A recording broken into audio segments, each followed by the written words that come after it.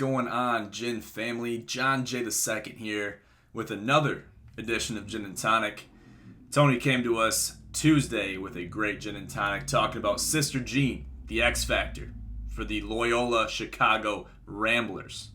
Absolutely crazy what they've been able to do amongst other teams that have been able to upset major league teams that nobody could have predicted in their bracket. Okay, bracketology, it's a crazy time of the year. March is a crazy month. We all know that. There's obviously zero perfect brackets out there now. And there probably was very few after the first round, if any. So I hope your bracket's not doing too bad. There's some high contenders in the Gin Pros Bracket Challenge that are looking like they're going to win it all. So there's a nice little piece of coin in there for whoever winds up winning with the most points. So congrats to the victor in advance, whoever that may be. Moving on to today's topic, we have the NBA trade deadline is among us. Okay, today is the day, March 25th is the NBA trade deadline. There's a lot of trades, a lot of players moving. Some players bigger than others that are moving. Some across the coast, some to different teams, some to the team that lives down the street. It just kind of depends on the player. We have them listed here.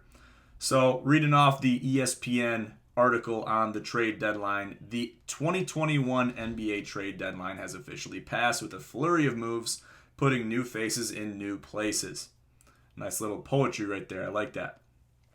The Miami Heat finalized a deal to acquire Victor Oladipo from the Houston Rockets. So as everyone knows, Victor Oladipo played for the University of Indiana. Absolutely powerhouse player. That's going to be a good move, and that's just going to make the Heat even stronger, more valuable on the offensive side of the ball. Very quick player in Victor Oladipo. That's going to be a great acquisition for the Miami Heat, so I'm excited for them. Moving on, the LA Clippers found their veteran point guard in a deal that netted them Rajon Rondo from the Atlanta Hawks.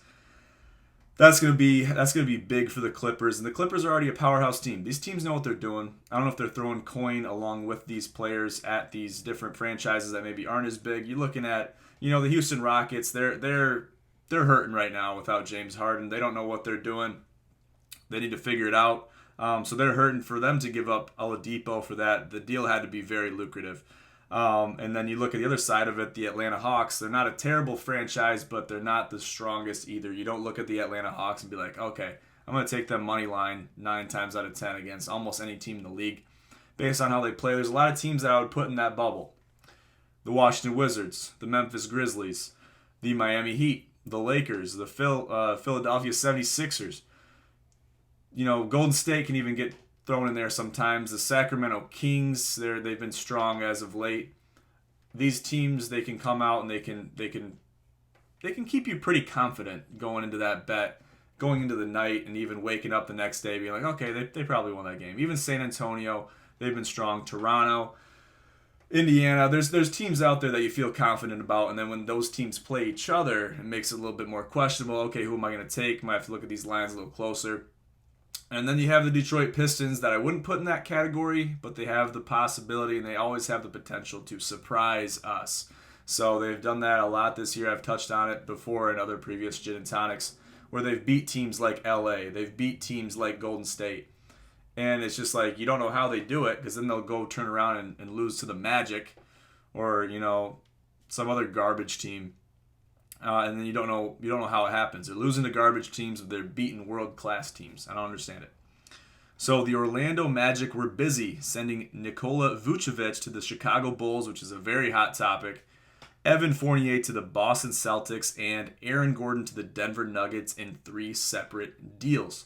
So that's another leg of everything going on. I just talked about the Magic. They're hurting. They have players that can ball. This Vucevic character is an amazing basketball player. Okay, so you're giving away these players. How are we making the deal lucrative for us? Us being the Magic. There's got to be stuff going on there, whether there's coin being exchanged, whatever's happening. If there's players, there's first-round draft picks coming up. Whatever it may be, there's got to be something that makes that deal very lucrative for me if I'm the Magic. Going on. Meanwhile, Kyle Lowry remains the Toronto Raptors point guard after Masai Ujiri and company decided to hold on to him. His former teammate Norman Powell was moved, however, as he heads to Portland. The Pelicans held on to Lonzo Ball but did send J.J. Redick to Dallas. So J.J. Redick has been another big topic of discussion for today, for today's NBA trade deadline. There were talks that he was going to the Brooklyn Nets, which I thought he was going to the Brooklyn Nets. Everybody thought he was going to the Brooklyn Nets until this decision was made not too long ago today that he was heading to Dallas. So that's going to make the Dallas Mavericks even stronger than they already were. And they're going to be a threat. They're going to be a serious threat in the West. Especially you're looking at LA, you're looking at LeBron, you're looking at AD, both out. It's likely LeBron will be back for the playoffs, but AD, he's still questionable. As Chris Platty said today on his live stream, if either of these players are questionable going into the playoffs, going into the summer, then the West is wide open. It's not secure. It's not locked down by anybody, any team. You got to be on the lookout for that, and then any team in the West can be a contender at that point to hold the West Conference Championship and eventually move on to the finals. So there's a lot of moving parts right now. People are getting secured in their new locations. It can even be compared to the NFL transfer of so many players, so many quarterbacks, so many wide receivers, so many running backs, defensive players, linemen. They're swapping. It's like they're playing Yankee swap musical chairs with football teams. So a lot of moving parts, and there's going to be a lot more coming up soon.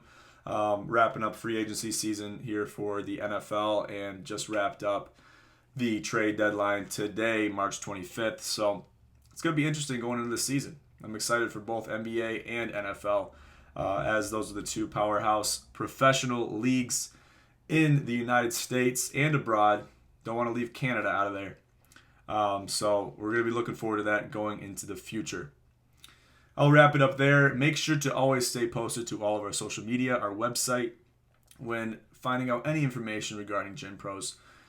We'd love to see you guys on there. We'd like to see, showing us your support. Send us an email, send us a DM, whatever you got to do to reach out to us. We'd love to hear from you and do that way. Make sure to register for the Corona Challenge. Registration's closing up here in less than a month. April 15th is the deadline to be paid and locked into that tournament. You don't want to miss it, trust me. And also, if you're in the East Lansing area, the International Federation of Beer Dive Grand Tournament is April 17th, 2 days after the registration closes for the Corona Challenge. So that's going to be open probably until a week prior to the actual tournament. But make sure if you're in the East Lansing area, know anybody in the East Lansing area that is involved with the drinking game scene, with beer dive, beer pong, whatever it is. Get involved and get your people involved, because we want to have you guys a part of this. We love people that we know, people that know who we know, being a part of our events and showing love and their support. So make sure to do that. I'll leave it there, though, guys. Thank you for tuning into this edition of Gin and Tonic. I'm your host, as always, John J. II. Have a great night.